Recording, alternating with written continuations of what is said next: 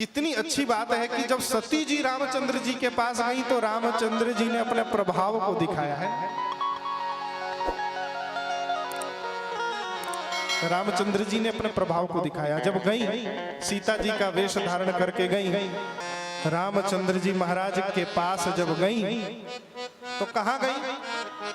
बोले आगे होई चली पंत ते ही जही आवत नरभूप। जिधर से राम जी और लक्ष्मण जी सीता जी का पता लगाते हुए आ रहे थे, पता पूछते पूछते रोते हुए आ रहे थे, उसी मार्ग पर आगे होकर चले। यदि इनको रामचंद्र जी और सीता जी के स्वभाव का पता होता, यदि देखो नकली तो नकली ही हो। सती जी ने सीता जी का रूप धारण कर लिया, पर सीता जी का स्वभाव कहां से लाएंगी खरीद के? यदि वास्तव में सीता जी के स्वभाव को सती जी जान गई होती तो कभी भी आगे से ना आती, कभी भी आगे से नहीं आती। क्यों? क्योंकि सीता जी का स्वभाव है और ये भारतीय नारियों का भी स्वभाव है। ये हमारे भारत की पहचान है कि हमारे यहाँ पत्नी, धर्म पत्नी कभी पति के आगे नहीं चलती बल्कि पति के पीछे चलती।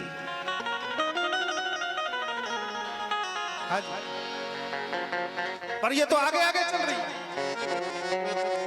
आपने कभी रामायण को पलट कर देखा? कभी भी आपको सीता जी राम जी से आगे चलती हुई दिखाई देंगी? नहीं, कहीं नहीं।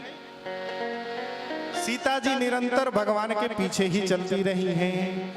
उभय बीच सिय सोहाई कैसी, ब्रह्म जीव बीच माया जैसी।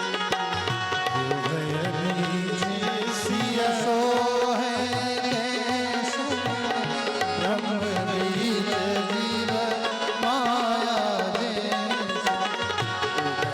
बीच सिय सोहाई कैसी, ब्रह्म जीव बिच माया जैसी।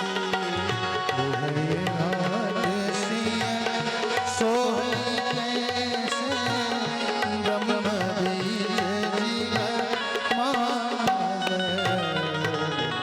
उभय बीच राम जी और लक्ष्मण जी के बीच में सीता जी सुशोभित होती हैं। कभी भी रामचंद्र जी के आगे सीता जी नहीं चलती हैं। रामचंद्र जी को भी पता चल गया, लक्ष्मण जी को भी पता चल गया कि ये नकली सीता जी हैं। कैसे? इसलिए पता चल गया कि ये आगे आगे होकर चल रही हैं। आगे हुई चली पंत ते ही जही आवत नरभूप।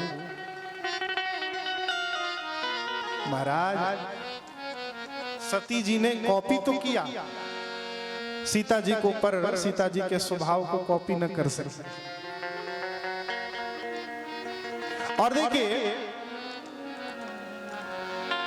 हनुमान जी महाराज भी रामचंद्र जी के पास गए, सीता जी भी गई, सती जी भी रामचंद्र जी के पास गई। सती जी गई तो वो भी रूप बदल कर गई, और हनुमान जी महाराज जब रामचंद्र जी के पास पहली बार गए तो वो भी रूप बदल कर गए।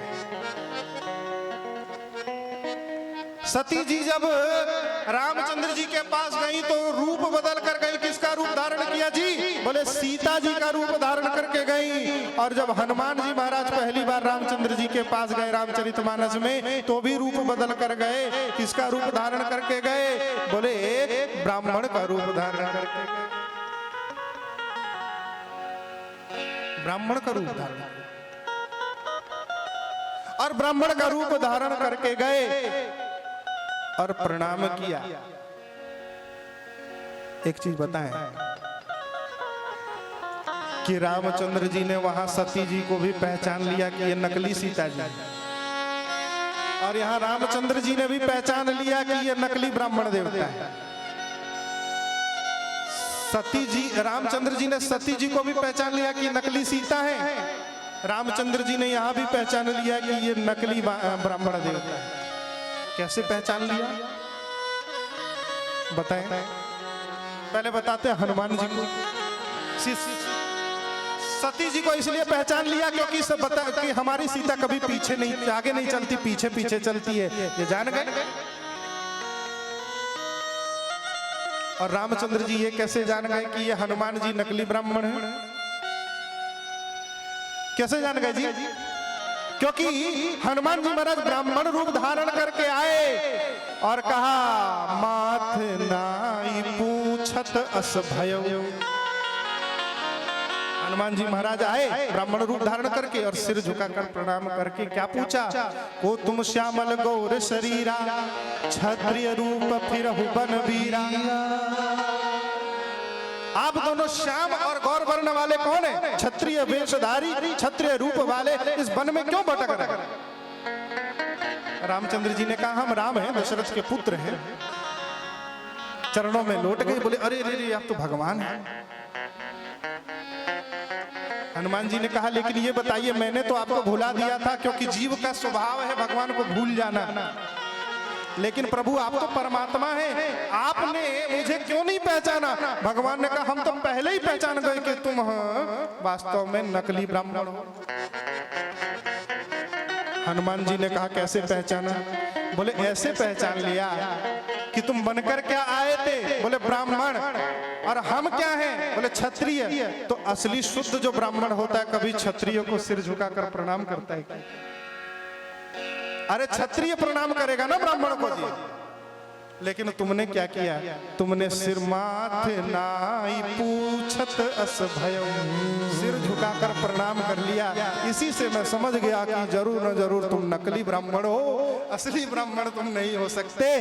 कौन हो तुम? बोले हनुमान हो, ये मैं पहले ही जानता।